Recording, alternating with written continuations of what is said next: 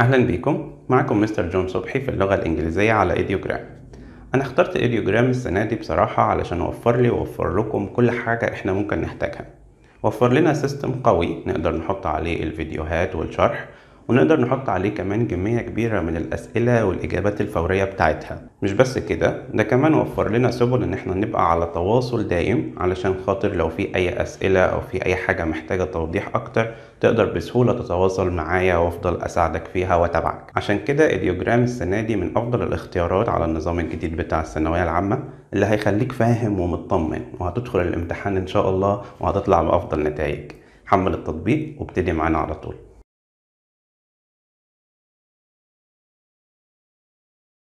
في الفيديو ده من المعسكر بتاعنا هنبتدي نحل مع بعض الجرامر اللي على يونت 1 من كتاب جاينتس 2021. الجملة الأولى بيقول لي هو when عمرو arrived we not dinner he found nothing to eat. يبقى احنا عندنا كده الحتة بتاعت found nothing to eat هي اللي فيها الإجابة. هو ملقيش حاجة ياكلها، يبقى احنا كنا بالفعل خلصنا الأكل. تمام، يبقى ده الحدث الأولاني مش الحدث التاني. يبقى هو arrived واحنا we had خلصنا الأول، وبعدين هو جه ملقيش حاجة. As soon as I'd finished my story I noted the next one.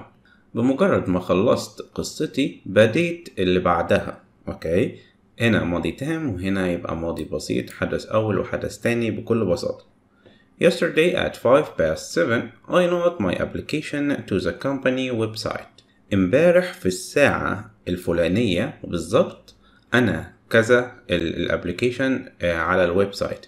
مادام حدد لي الساعة بالظبط في الماضي يبقى أنا كده عايز الماضي المستمر.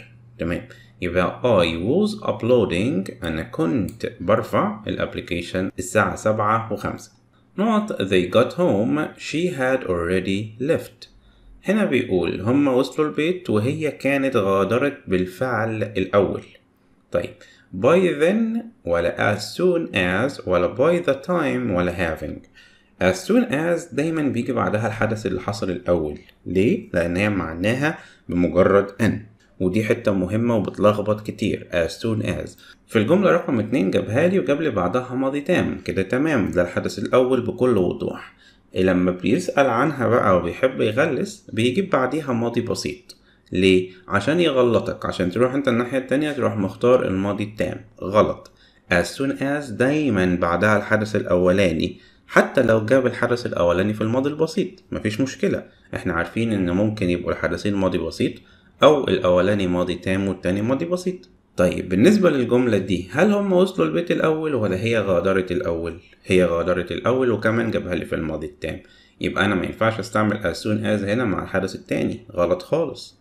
طيب by the time بتساوي before. by the time بتساوي before. طب لو قلت هنا before they got home she had already left يبقى المعنى مظبوط جدا. قبل ما هما ما يجوا هي كانت غادرت بالفعل. having طبعا ما تنفعش لأن عايزة تصريف تالت بعدها على طول من غير فاعل، فكده تركيبة الجملة مش هتنفع. Not he was a student he was writing short stories. لما كان طالب كان بيكتب short stories. دول حاجتين كانوا في الاستمرار في الماضي. هتقولي بس مفيش ماضي مستمر هنا، هقولك لأ، هو هنا يقصد بيها الفترة اللي كان فيها a student. بس طبعا verb to be ما بيجيش في الماضي المستمر لما يكون معناه يكون. مش هقول لما كان بيكون طالب، ما كنتش هقول كده عمري، كنت هقول لما كان طالب.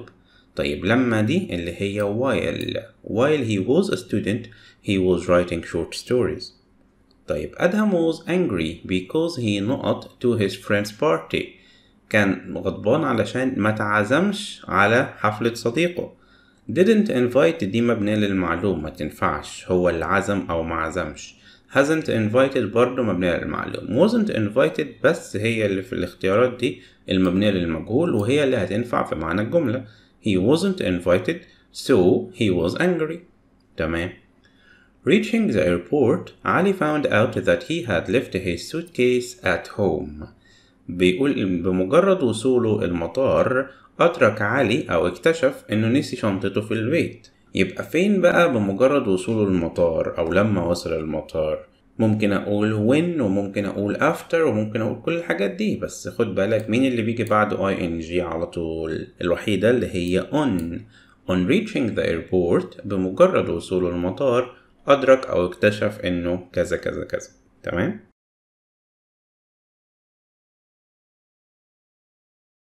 في المعسكر ده إن شاء الله هنحل مع بعض يونت 1 و 2 من كتاب المعاصر سنة أولى ثانوي 2021. هنبتدي مع بعض بيونت 1. الأول أسئلة على الفوكاب هنحل وهنشرح مع بعض جملة جملة.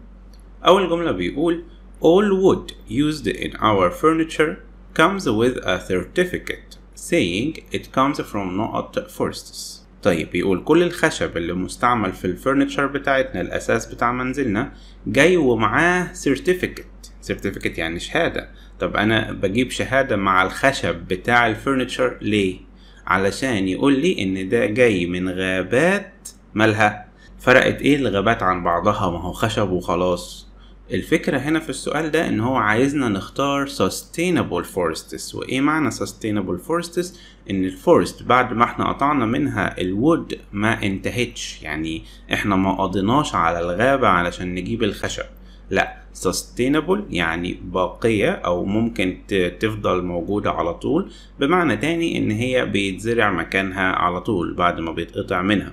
ده معنى sustainable، وده اللي هو بيعملوا له شهادة يقول ان الخشب ده جاي من فورست sustainable، علشان يعني نبقى نطمن الناس ان الفرنتشر بتاعتنا صديقة للبيئة، ما أذتش البيئة في حاجة.